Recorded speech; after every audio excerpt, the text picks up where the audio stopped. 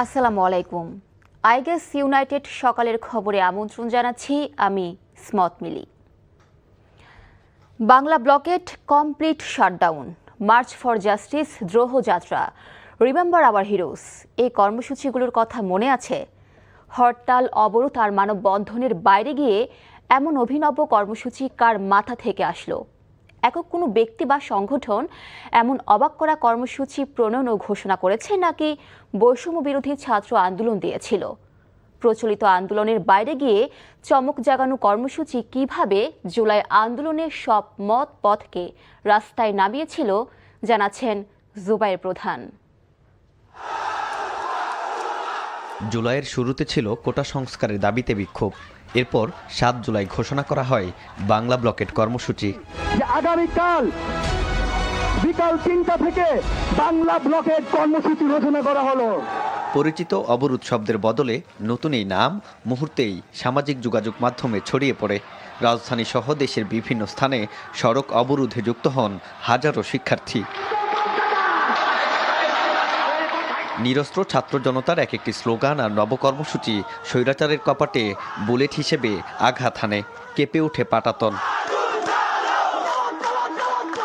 আমি ছোটবেলা থেকে হরতাল অবরোধ নাম শুনলে আমি ভয় পেতাম। কর্মসূচির নামগুলো একদিন এই কর্মসূচির জন্যই আমরা অপেক্ষা করছিলাম। যারা আপামর জনতা তারা শুধু তাকিয়ে আছে লিডিং এ যারা কি ঘোষণা দিচ্ছে। একটা ইউনিক নামের কারণে আন্দোলনের যে স্পৃহা সেটা অনেক গুণ বেড়ে গেছে। প্রত্যেকটা শব্দ আমাদেরকে আন্দোলিত করেছে এবং আমাদেরকে নতুন করে ঝাঁপিয়ে পড়ার জন্য আমাদেরকে উৎসাহিত করেছে। আন্দোলন যত বিস্তৃত হয়েছে তত বদলেছে কর্মসূচির ভাষাও। ফ্যাসিস্ট সরকারে লেলিয়ে দেয়া বাহিনী কর্তৃক সংঘাত ও প্রাণহানির পর ঘোষণা আসে কমপ্লিট শাটডাউনের মতো কর্মসূচির। আমরা যখনই একটা কোনো কর্মসূচি নেওয়ার চেষ্টা করেছি সেটা যাতে জেনজির প্রতি আকর্ষণীয় হয় এবং মানুষ এটাকে টিপিক্যাল পলিটিক্যাল প্রোগ্রাম, হরতাল অবরোধ এইভাবে না ভেবে তার ভাষায় তার কাছে একটা সৃজনশীলভাবে এটাকে উপস্থাপন করা, আগ্রহী করে তোলা। একে একে কফিন মিছিল, মার্চ ফর জাস্টিস, গণমিছিল, অসহযোগ এবং শেষ পর্যন্ত মার্চ টু ঢাকা কর্মসূচি। প্রতিটি নামই আন্দোলনের ভিন্ন ভিন্ন পর্যায়ের বার্তা বহন করেছে। প্রত্যেকটা কর্মসূচিতে আমাদের সক্রিয় এঙ্গেজমেন্ট ছিল। বাকের, নাহিদ ভাই বা মাহফুজ ভাই দিক থেকে বাংলা ব্লকেটটা আসছে। প্রোগ্রামের ধরনটা আমাদের দিক থেকে রিকমেন্ডেশন ছিল কফিন নিয়ে গায়ে জানাজা নামাজ পড়া এবং কফিন নিয়ে আবার মিছিল করা। যে প্রোগ্রামটা আগের দিন আমার দিক থেকে পুশ করা হয়েছে। March for justice, remembering our heroes, দুইটা নামের দুইটা প্রোগ্রাম। এই দুইটা প্রোগ্রামের নাম নির্ধারণ ক্ষেত্রে হেল্প করছে একজন জার্নালিস্ট। যে দিন শেষে মানুষকে কানেক্ট করা, নতুনত্ব এবং পূর্বের সাথে গতানুগতিক যে পলিটিক্যাল প্রোগ্রাম কালচার সেটার এটা যে এক না, ভিন্ন কিছু, সেই আহ্বানটা করা।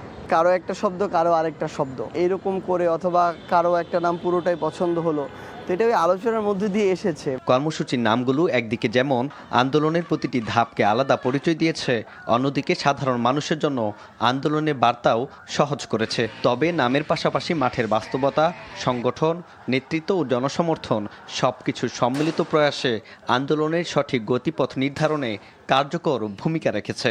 সমাজের সবাইকে বের করে আনার জন্য ডেফিনেটলি ফ্রেমিং ডাজ হেল্প, কিন্তু আসল কথাটা অন্তত জুলাই আমরা যেটা দেখেছি, আসল দায়ী আসলে শেখ হাসিনা এবং তার নিষ্পেষণ, নিপীড়নের যন্ত্র, তার বাহিনীগুলো যারা খুন করেছে, খুনের প্রতিক্রিয়া হিসেবে মানুষ বেরিয়ে এসেছে। গণ আন্দোলন তখনই গণ অভ্যুত্থানের রূপ নেয় যখন আন্দোলন কর্মসূচিতে মানুষ স্বতঃস্ফূর্তভাবে অংশ নেয়। স্বৈরাচার খেদানোর উদ্দেশ্যে সব মত পথ এক মোহনায় মিলিত হয়। শাহবাগের এই জায়গা থেকে বাংলা ব্লকেট সহ উত্তাল জুলাইয়ের নানা কর্মসূচি ঘোষণা করা হয়েছিল। Complete shutdown, march for justice কিংবা দ্রোহযাত্রা শব্দগুলোকে বিবেচনা করা হয় জুলাই আন্দোলনের গুরুত্বপূর্ণ স্মারক হিসেবে। ভাষা ও নামকরণের এই অধ্যায় বাংলাদেশের রাজনৈতিক আন্দোলনের কৌশল, জনসম্পৃক্ততা এবং বার্তা পৌঁছে দেওয়ার ক্ষেত্রে দেশের ইতিহাসে উল্লেখযোগ্য উদাহরণ হয়ে থাকবে। জুবায়ের প্রধান, এনটিভি নিউজ, ঢাকা। সারা দেশের 40,000 শিক্ষা প্রতিষ্ঠান জিম্মি পরিদর্শন ও নিরীক্ষা অধিদপ্তরের 40 জন কর্মকর্তার কাছে। অভিযোগ রয়েছে, পরিদর্শন ও অডিটের নামে লাখ লাখ টাকা ঘুষ নেন তারা। ঘুষ কম দিলে শিক্ষা প্রতিষ্ঠান ও শিক্ষকদের বেতন ভাতা বন্ধ করার সুপারিশ করেন এসব অসাধু কর্মকর্তারা।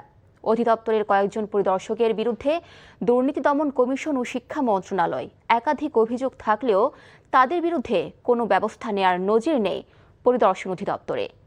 Directorate of inspection and audit অধিদপ্তরের দুর্নীতির চিত্র তুলে ধরছেন ওবায়দুল্লাহ মামুন। শিক্ষা মন্ত্রণালয়ের পরিদর্শন ও নিরীক্ষা অধিদপ্তরের কাজ শিক্ষা প্রতিষ্ঠানের অনিয়ম দুর্নীতি ধরা, কিন্তু এসব অনিয়ম বন্ধের নামে পরিদর্শনে গিয়ে অসহায় শিক্ষক ও প্রতিষ্ঠানের কাছ থেকে লাখ লাখ টাকা ঘুষ নেওয়ার অভিযোগ পরিদর্শক ও অডিটরদের বিরুদ্ধে। দুর্নীতিগ্রস্ত ও ঘুষের দায়ে অভিযুক্ত এরকম 15 জন কর্মকর্তার তথ্য রয়েছে এনটিভির কাছে। পরিদর্শন ও নিরীক্ষা অধিদপ্তরের উপপরিচালক আলফাজ উদ্দিন, পরিদর্শক নুসরাত হাসনিন ও মকবুলা রহমান সহ একাধিক কর্মকর্তার বিরুদ্ধে ঘুষ গ্রহণের অভিযোগ জমা পড়েছে দুদক ও শিক্ষা মন্ত্রণালয়ে। পটুয়াখালী, ময়মনসিংহ ও যশোর সহ অসংখ্য শিক্ষা প্রতিষ্ঠানে গিয়ে 10 লাখ টাকার উপরে ঘুষ নেওয়ার অভিযোগ রয়েছে নুসরাত হাসনিনের বিরুদ্ধে। অধিদপ্তরের যুগ্ম পরিচালকের এক ফোনালাপে জানা যায় তার ঘুষের পরিমাণ 10 লাখের উপরে। পুরুষের চেয়েও ভারত তো 10 গুণ বেশি। আমার এলাকা থেকে 3টা প্রতিষ্ঠান থেকে তার বিরুদ্ধে অভিযোগ আসছে।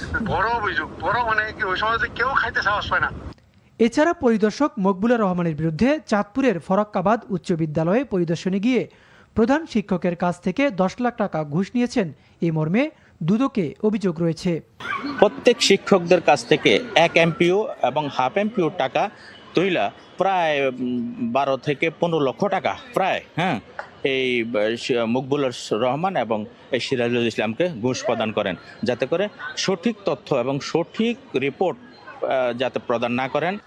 এক দপ্তরে 3 বছরের বেশি থাকা যাবে না বিধান থাকলেও আওয়ামী লীগের সময় টানা 10 বছর ছিলেন পরিদর্শক কাউসার হোসেন। ঘুষের দায়ে বরখাস্ত হলেও জুলাই বিপ্লবের পর আবারও পরিদর্শন অধিদপ্তরে মোটা অঙ্কের বিনিময়ে নিজের জায়গা করে নিয়েছেন। অভিযোগের বিষয়ে তার বক্তব্য জানতে চাইলে এনটিভির প্রতিবেদককে উল্টো অনৈতিক প্রস্তাব করেন কাউসার হোসেন। কথা বলবো না, আমি মানিকের মাধ্যমে কথা বলবো। মানিককে আমাদের এখানে সবকিছু সে দেখে, মানিক রাশিদুল হাসান মানিক আপনার সাথে কথা বলবে, মানিকের সাথে মানিকের মাধ্যমে কথা বলবো।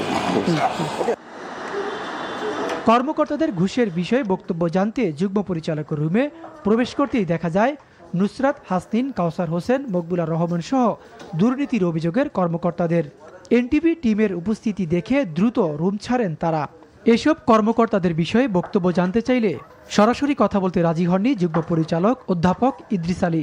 এত অভিযোগ থাকার পরেও, এত জায়গা থেকে অভিযোগ আসার পরেও ওনাদের বিরুদ্ধে আপনার ব্যবস্থা নেন না কেন? তার বিরুদ্ধে অভিযোগ তো থাকেই, পত্রিকা আসে, আমরা তদন্ত করছি, কিন্তু এগুলা চূড়ান্ত অ্যাকশন বা বদলির দায়িত্ব তো আমাদের না, এটা তো আমাদের মিনিস্ট্রি বা কর্তৃপক্ষের দায়িত্ব। দুর্নীতির অভিযোগে এই প্রতিষ্ঠানের পরিচালক শহীদুল ইসলামকে সরিয়ে দিয়েছে শিক্ষা মন্ত্রণালয়। Obaidullah Mamun, NTV news, Dhaka. তীব্র গ্যাস সংকটে সাভার, নারায়ণগঞ্জ ও গাজীপুরে অচল হয়ে পড়েছে শিল্প কারখানা। এতে নেতিবাচক প্রভাব পড়েছে উৎপাদনে। তিতাস গ্যাস কর্তৃপক্ষ বলেছে, পর্যাপ্ত সরবরাহের অভাবে এমন পরিস্থিতি সৃষ্টি হয়েছে। গ্যাস সংকটের কারণে নারায়ণগঞ্জের শিল্প কারখানার উৎপাদন মারাত্মকভাবে ব্যাহত হচ্ছে। টেক্সটাইল, গার্মেন্টস সহ বিভিন্ন শিল্প প্রতিষ্ঠান উৎপাদন সক্ষমতা উল্লেখযোগ্য হারে কমে গেছে। গাজীপুরেও গ্যাস সংকটে সিএনজি স্টেশনগুলোর পাশাপাশি কারখানাতে উৎপাদন ব্যাহত হচ্ছে। সময়মতো পণ্য সরবরাহ করতে না পারায় গুনতে হচ্ছে লোকসান।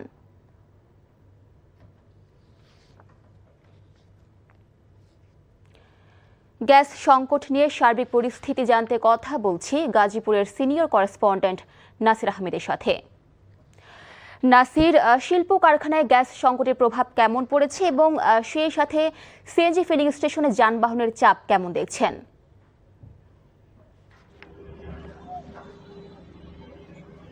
মেইনলি আমি সিএনজি স্টেশনগুলোর কথা প্রথমেই বলছি যে সারা রাত এবং সকাল পর্যন্ত আমি দেখেছি মহাসড়কের পাশে সিএনজি স্টেশনগুলোতে দীর্ঘ লাইন দিয়ে যানবাহনগুলো সিএনজি গ্যাস সংগ্রহ করছেন এবং কোনো কোনো সময় সিএনজি স্টেশনগুলোতে গ্যাস সরবরাহ বন্ধ থাকলে সে সমস্ত যানবাহনগুলো রাস্তায়। এছাড়া গাজীপুরের মূল সমস্যা হলো শিল্পনগরীতে গ্যাস সরবরাহ কম এবং এই সরবরাহ কম হওয়ার কারণে টঙ্গী শিল্প এলাকা, কোনাবাড়ি, কাশিমপুর এবং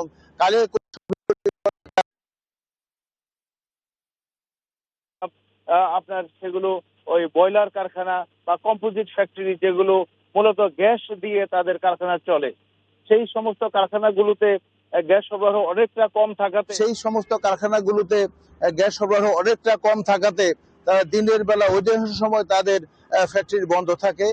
শ্রমিকরা আমরা দেখেছি কোনো কোনো কারখানায় শ্রমিকরা তারা দিনের বেলা ঘুমোচ্ছে, রাতে কখনো কখনো গ্যাস সরবরাহ কিছু পাওয়া গেলে অবস্থা যদি চলতে থাকে, কারখানা মালিকরা আমাদেরকে বলেছেন যে অচিরেই সকল কারখানা উৎপাদন বন্ধ হয়ে যাবে, যে চরম ভোগান্তিতে এবং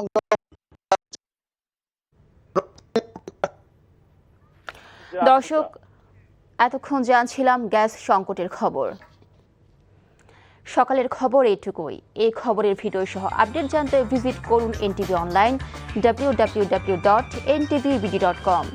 এছাড়াও এনটিভির জনপ্রিয় সব অনুষ্ঠান ও খবরের আপডেট জানতে ভিজিট করুন আমাদের ইউটিউব ও ভেরিফাইড ফেসবুক পেজে। 12টায় মধ্যাহ্নের খবর দেখার আমন্ত্রণ রইল। ধন্যবাদ সবাইকে।